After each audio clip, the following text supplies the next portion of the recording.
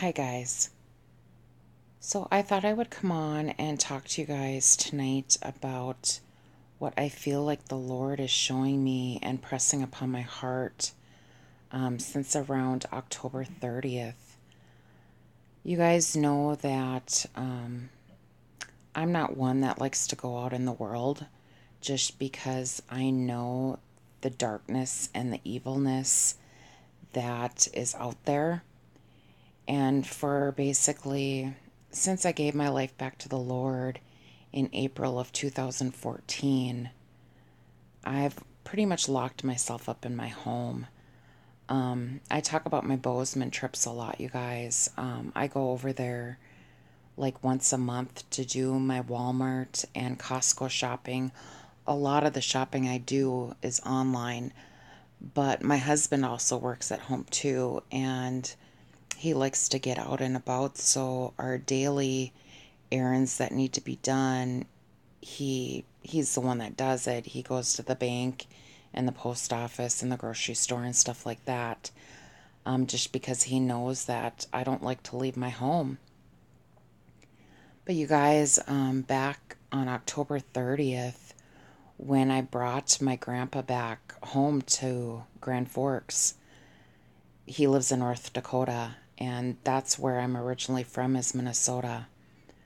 Um, you guys, I would say the population there is probably 70 to 100,000 people, maybe.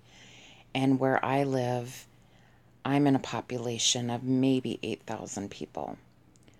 But one thing I noticed when I moved here 14 years ago, that the people here were so nice, like neighbors just helping neighbors. And I remember just like walking up to the grocery store and being like 30 feet away, and somebody just standing there opening the door because they could see that I was coming. And then just to wait those few seconds just to hold the door open for me, I was just like, wow, this just does not happen in Minnesota. But over the last 14 years, it's declined tremendously. But you guys, I hadn't been back home to Minnesota since like 2014. And the day after we got to my grandpa's, I had to take him grocery shopping. And he likes to do it at Walmart because they have carts there, that those little scooters you can drive. And he's almost 90 years old. So I had went to a couple stores that I always like to go to shopping, because we don't have those kind of stores here in Montana. So I usually spend a day just out and about going to these different stores. And so I dropped him off at Walmart and went and did my errands. And I come back and I called him and he says, well, I'm ready to check out. And so I said, well, I'll meet you at the front door. And there was a few cars there, and so I had to kind of pull forward and back up to the door to pick up my grandpa. And the lady behind me, she just kept honking and honking and honking. You guys, my flesh, I could feel my blood starting to boil because people don't do that where I'm from. I'm sure they do, but it's pretty laid back here where I'm from. And you guys, I can just see the road rage in people. It's not like it was even 10 years ago. And so you guys, I had to say a little prayer in my truck, just like, Lord, help me so I don't go beat down this woman's window and freak out on her. Because again, I could feel my blood starting to boil. I'm only human. So I just said, Lord, give me strength. And so I got out and got my grandpa's stuff in the truck, and got him in the truck. And I took the scooter in and I walked around and I just smiled at her and waved, and I kind of made her feel bad. I know I made her feel bad because then after she was honking at me, she saw my 90-year-old grandpa, pulling up with this scooter. And And I was just like, God bless you, and smiled, and, just showing her the love of Jesus, because I have a sticker on my back window. It says, not of this world. And then my license plate says, walk in love. So I know people know that I'm a Christian. And when I do go out and about, you guys, I always have these Christian sweatshirts. I make it an effort to wear these when I go out and just spread the love of God without even saying a word, just like I just bought one, and it says, all I need is Jesus and coffee. And then it said, take this world and give me Jesus. And so, you guys, even on the way to North Dakota and on the way back, I I'm sure you guys have witnessed this as well. When you're out on the interstate, and I see it a lot on the interstate, is there might not be any cars in front of you or behind you, and you're just driving along going, our speed limit here in Montana is 80. And that's pretty fast, I think. I'm going 80 miles an hour. And I used to have a lead foot. Every time I would go back to Minnesota, I would always get a speeding ticket when it was 75. And so now 80 is pretty good. So I do drive the speed limit. And I did notice quite a few times that there weren't cars in front of me and there weren't cars behind me. And these cars would come just zipping by me like 90, 100 miles an hour without putting on their blinker, without going up, just out of respect.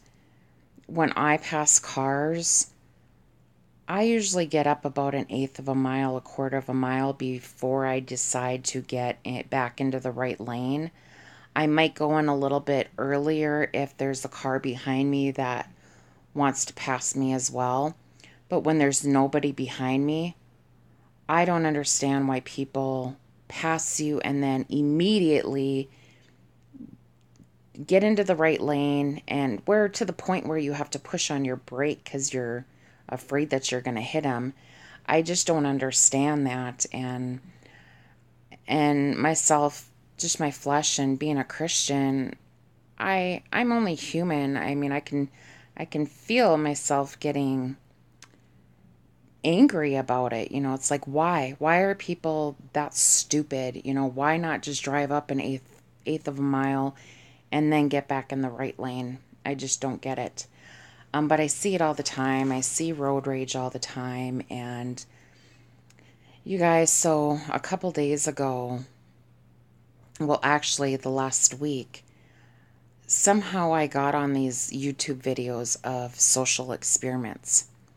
And if you guys have ever watched them, a lot of it is about homeless people that are out on the streets, and they have their sign that says homeless, hungry, please help, stuff like that.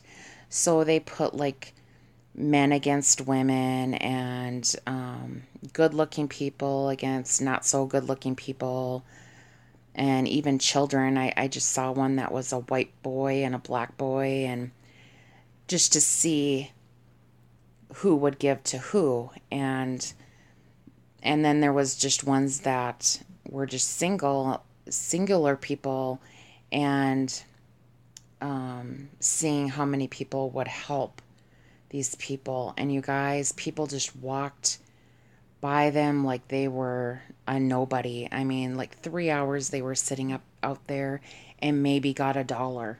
And they even had little children out there. And I watched, and not even just being a Christian, but just being a human being, you see a child out there with a sign, you would think 99% of people would stop and say, where's your mom? And just, drill her with all these questions, and then think about bringing her to a police station or child services or something like that. And people just walked by like nothing. I just could not believe it.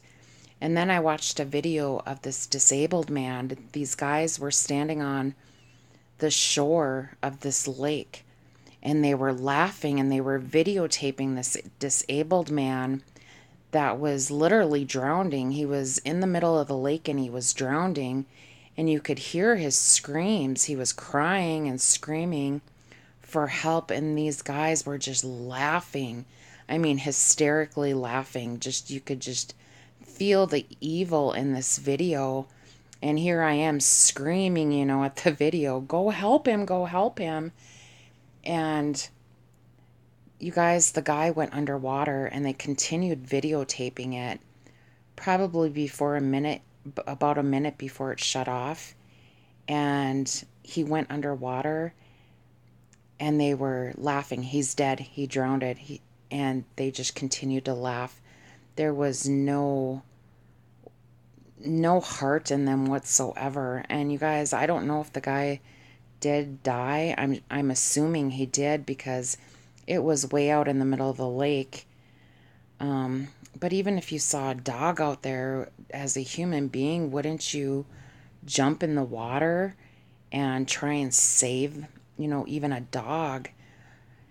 And then here's a disabled man, a human being that they're watching die right before their eyes. They're not calling 911. They're not yelling for anybody else to go help them. They're laughing that this man is dying. He's drowning. It just broke my heart. I could not believe it. And so, you guys, again, I just believe that the Lord is just showing me over and over that we are living in the days of, the end, that Matthew 24:12 is here. And I've been seeing it for a very long time. Well, then I started praying the other day and asked the Lord, could you truly show me what's going on? And so I did my Bozeman trip on Friday, and I wore my sweatshirt that said, all I need is Jesus and coffee. And normally, you guys, when I go out, I usually get, if I'm out and about for like 4 hours, I might get 5 to 10 people that smile and say I like your shirt or whatever. And some of them are friendly, and some of them just look me up and down. But I think the Lord on Friday was just showing me that this is where we're at in 2017, and I don't think it's going to get any better. So, you guys, I walked into Walmart and thought I'm going to smile at everybody and, just be happy-go-lucky and just see what happens. It was almost like a social experiment. And I knew that the Lord wanted me to do this. I know He wanted to show me the times that we're living in. And you guys, I wasn't even in the front door, and people were racing by me with carts and didn't say excuse me, and to the point where I had to stop in my tracks because they would have ran me over. And I'm like, oh my gosh, this is gonna be a long day. And you guys, I always live with the verse, forgive them for they know not what they do. And people are in such a hurry in 2017 that it's like they don't care. They just don't care how they treat people, what they do in public. I hear cuss words all the time. I see parents smacking their kids and yelling at their kids. And it's like people, like I said, people just don't care. And I'm the kind of person, like, even if I'm walking in front of somebody, like they're checking something out in the aisle and I have to walk by them, I always say, excuse me. That's just me. I'm always like, excuse me, I'm sorry. And I just feel like I'm constantly saying that. But not one person that day, and most of the time they never do anyways, but not one person on Friday said, excuse me, or I'm sorry, or whatever. And again, people were just cutting me off. And you guys, even as a Christian, I just felt my flesh. It was very irritated. But I continued smiling at people, and people were just looking at me, and I could tell that they were reading my sweatshirt and just looked at me in almost disgust. Like I felt like I had this beam of light glowing off of me of the love of the Lord, and it's almost like people hated me for wearing that sweatshirt. I'm not an ugly person, and um I'm a very friendly person, and I smile and, say hi and play with little children and, just stuff like that. I'm outgoing when I want to be. I'm not always, but I try to be when I'm out in public, just, living by that concept of I'm Christ's child. I need to act like it, and especially when I'm out and about having these sweatshirts on, um, I just feel like it's my duty to shine that light of Jesus and witness to people even without speaking. You know what I'm saying? So, you guys, to end this, I was out at the checkout line and I had a pretty full cart. There's not one time that I ever go to Walmart that normally I usually have 2 or 3 carts, but that day I just had one cart, but it was so full that I couldn't even get a toothpick in it. And I always feel bad for the people behind me. And if somebody comes up with just a few items and I haven't started putting my stuff up on the register, I usually let them go in front of me. And so I started putting my stuff up, and then this guy came up with like 4 or 5 items, and I just felt bad because she had already started checking me out. And I could tell, like most people, they're debating on if they're going to stay in the line and wait for the half an hour that it's going to take me to check out. You guys, I'm a pro at this. I do it all the time. Um, it just depends on the cashier that's checking me out on how fast we're going to go through it. But for my part of the job, putting my stuff up and loading it back into the cart, I'm pretty fast at it. But I always feel bad for the people behind me, so I'm constantly apologizing. And sometimes, even if they only have 2 or 3 items and they've had to wait a half an hour, and I can tell that it's not expensive stuff, I'll just say, hey, why don't you throw that up on there and I'll pay for it. And that shows the love of Christ too. If it's, 10, $20, it's not a big deal. But this guy behind me, he had probably 4 items, and something told me not to do it, even though my heart wanted to. I just felt this voice, and I believe it was the Lord telling me no, like he was showing me what was about to happen. So I looked at him after I paid, and I said, I'm really sorry, sir, that you had to wait a long time. And he literally rolled his eyes at me and just looked at me in disgust and looked back up at the cashier. And I said, God bless you, sir. Have a good day. And I walked away, and you guys, I just felt so much better about it that I didn't react the way that my flesh wanted to. I just, you know, try and what would Jesus do? That's the principle I live by. What would Jesus do in this situation? What would he say? What would he do? How would he react? How would he respond? Um, so you guys, I think the Lord was just showing me in just those. I was in Walmart for 2.5 hours, and in 2.5 hours, not one person smiled at me, said excuse me, anything. It was so disrespectful. And just watching everybody, they were so self-absorbed and so into themselves. And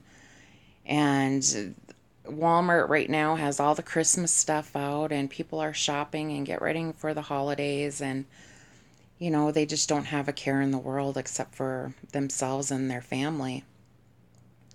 So you guys, so today I laid down for a nap and I asked the Lord to give me a dream.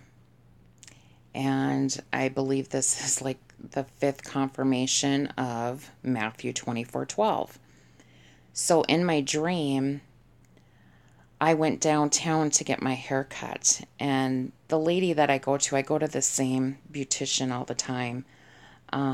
It was in a different location in my dream, and it was right by this bar that is right across from the Freemason, what do you call it? Masonic temple.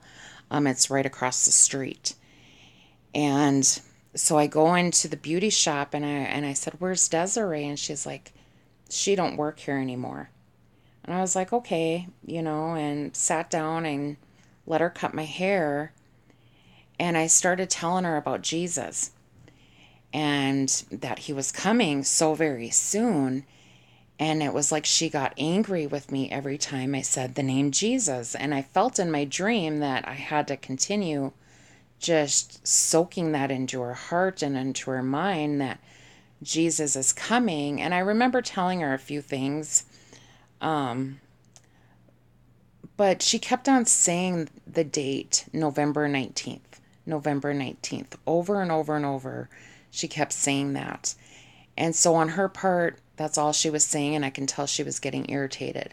On my part, I was just telling her the love of Jesus and that Jesus was coming.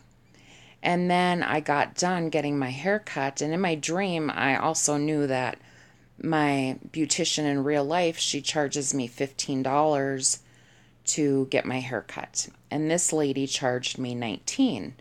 And I know I didn't say anything in my dream, but then I got up and I paid her, and it was like there was a restaurant in the back of this beauty shop. And I sat down at this table, and they had these paper placemats. And I got my pen out and I started writing on all these placemats, "Jesus is coming, get ready. Jesus is coming, get ready." And I started making my way to the front door, and the owner of this restaurant came running up to me and she says, "You need to get out of here." And I said, "Well, I was just leaving." And she goes, "I don't want to see you in here again." And I know it was because she knew that I was a Christian. And I was like, "Okay," and I walked out. And you guys, it was so pitch black outside. And again, in my dream, in real life, this beauty shop and restaurant was in the same spot as this bar. And you guys, I went to this bar in the parking lot in real life when I was doing my flyers. My husband and I would do this in the summertime. In Montana, it gets really cold starting in October. So the last couple summers, probably for 3 years, we've went out and we've put out these flyers, and the flyers talk about Jesus coming and just all these things they need to do to get saved. And across the street, like I said, there's this Masonic temple. And when I moved here and we would walk by, you have to walk by this place to get to the Chinese restaurant. I always felt this evil presence of this building, and I didn't know what it was, but I just felt this evilness. And then when I started watching Mark from the Groks and him showing the hieroglyphs and everything, I was like, "That's what it is. That's what it is." And I remember I always had a bottle of holy water in my purse. And I actually had two in my purse this time. And I walked by, and you guys, I threw the holy water on this building, and I rebuked it in the name of Jesus. And anyways, back to my dream. So I'm outside, and there's all these people on the streets, and they were all dressed in black. And I'm looking for my truck, and I cannot find my truck. And so I'm in a panic saying my truck got stolen. And so I sat down. People were sitting along these buildings. And so I sat down and I was looking through my purse trying to find my phone to call my husband to tell him that, my truck got stolen. You need to come and get me. And you guys, I stood up, and then I remember looking back, and I could see that somebody was stealing my wallet out of my purse. And for some reason, I didn't say nothing to her because I was in such a panic. It was like I was surrounded by this darkness and this evilness that I just wanted to get out of there. And I found my phone, and I tried calling my husband, but my phone wouldn't work. And I know in my dream it was probably like 5 minutes, not, it was probably 10 seconds in my dream, but it felt like for 5 minutes or so, I was trying to call my husband and my phone wouldn't work. And there was this guy standing there and he was really tall and I couldn't see his face, but I could just feel this evilness off of him. But I wanted desperately out of there. And I said, "Sir, can I use your phone? My truck got stolen. I need to call my husband."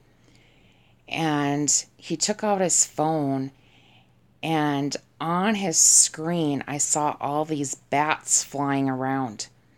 And he had got this evil laugh, and he says, "I control everything, technology and everything." And he said, um, look in your look on your phone. And so I reached in my jacket, and the jacket that I was wearing had really deep pockets, and my tablet was on the in my pocket also. And I took my phone and my tablet out, and he had like the same thing that was on his screen on his phone was transferred to my phone. So I'm looking at my phone and my tablet, and these bats are flying around on my screen. And I looked at him, and you guys, this part was kind of blurry. And for some reason, Batman, even in my dream, had crossed my mind, like something about Batman. And he said, "I control it all. I control this world, and I control the technology. See, he wanted me to keep looking at my screen." And I said, "I rebuke you in the name of Jesus." And then I said, "Jesus is coming." I started screaming it so everybody on the streets could hear me. And I looked behind me and I looked up in the sky, and you guys, this huge red blood moon was up in the sky. And I said, "I told you guys Jesus was here. I told you he's coming. He's coming." And then everybody, all I remember was everybody's like, um, but it was like a scary like they were scared out of their minds that they knew what I was saying was true. I never saw Jesus actually appear because then my dream ended, but I remember the voices of everybody on the street. It was it was like they knew what I was speaking was the truth, and then that was the end of my dream. So you guys, I just wanted to share it. I see that I'm going on 28 minutes here, but you guys, I know and I see it on comments all the time that you guys, I'm gonna admit it, I'm feeling this depression, this darkness coming over me, and I don't know why. I don't know if the Lord's showing me. I know He's showing me Matthew 24:12, but you guys, I'm not a depressed person. I'm usually a happy-go-lucky, full of love person, and when I'm feeling kind of down in the dumps, you guys, I always pick up my Bible or a book, or you guys know I love my music, and my music always usually gets me out of my depression. But I just think that the Lord is waking us up and showing us that we are truly in the end. And there's only a remnant. I feel like there's only a remnant of Christians on this planet, and it says believers, their hearts are even going to grow cold in the last days. So you guys, we just got to make sure that we're not part of that remnant of the remnant, and just keep on pushing forward and praying to the Lord to fill us up with His love each and every morning, and cover us in the blood of Jesus as we go out and face this dark and evil world. You guys, we just got to stay positive and know that things are wrapping up, things are coming to an end, and we just have to endure it and keep on keeping on and being soldiers of Christ, no matter how hard this last bit of this race is. I know, and if you guys think of a real race, it's like that last half a mile is just the biggest struggle. And I think, and I see it, and I know it, and I feel it myself that we're just so tired, and I know we're tired of being tired. And I know we've all been waiting a very long time, but you guys, I truly believe the Lord is definitely showing us that things are wrapping up and we are about to go home. I truly believe that with all my heart and soul. And you guys, I haven't been watching a whole lot of YouTube videos, but the last 2 weeks since I've been home, I've just kind of disconnected from YouTube. I'm not saying it's depressing, but just trying to focus more on the Lord um, and His Word and His love and I guess I just look at titles and decide whether I'm going to watch them or not. But you guys, we just need to keep building each other up and encouraging each other, because in this life, and it's sad to say, I almost feel like I'm in this by myself. I feel like I'm waiting on God all by myself. There's a song by Ryan Delmore called Resting Place, and it says, one of the verses says, oh my gosh, I just listened to the song before I started doing this video. Um, Lord, I will wait for you alone. And I cry almost every time, at least I choke up every time I listen to that song, because I feel like I'm in this world all by myself. And I'm sure a lot of you guys do too. What I have noticed with people, because I just get on fire when I start talking about Jesus and him coming back. I'm like a preacher on fire. I just start, talking, and people just ask me, that's the number one question, is why? Why do you want to go home so bad?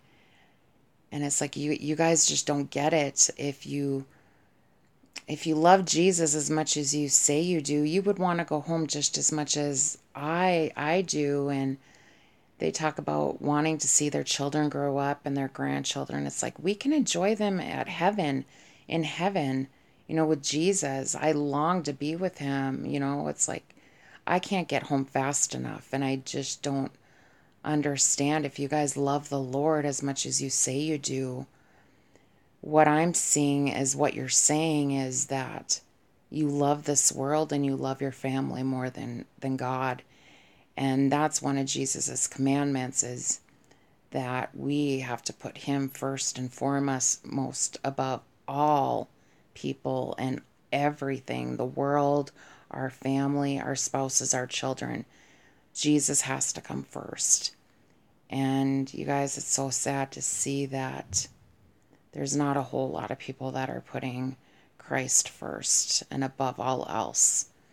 And I try with everything I have to put him first. And it just breaks my heart. And I'm sure a lot of you guys are feeling exactly the way that I do, that you're in this alone. And it's so sad that we have to turn to our YouTube families to get the love and encouragement and the the cheering on. Just keep going, you can do it, you can do it. And don't give up. We can see that the finish line is right there. So you guys, again, if you see in comments on people's videos, you see people depressed and falling apart, say a little prayer and ask the Lord to give you the words and the encouragement to write that person, and just leave a little comment on what God puts in your heart to comment. Whether it's just simple, Jesus loves you, or just keep pressing on, and we just got to keep praying. And I just hope things fast forward here, that the Lord knows who's going to be saved and who's going to go in the rapture. And I've been praying for the last couple of weeks that he just starts working on those last of the last, that he wants to make it in the rapture, and we can just fast forward this all and go home. I'm at that point too, you guys. But until we hear that trumpet sound, we just gotta keep going, no matter how hard it is, how many times we fall, just keep getting up, keep praying, keep asking the Lord to give you strength, to fill you with the love of the Lord. And like I said, when you get in those down and out days, just put your nose in the Bible, put on some worship music, do whatever you have to do to get yourself back up there and just to make it through the day. Just take one day at a time, and before you know it, we're going to be home. So I love you guys. Jesus loves you. I'm sorry this was a long video, but I felt like I got everything out that I felt like the Lord wanted me to share. So you guys take care and God bless.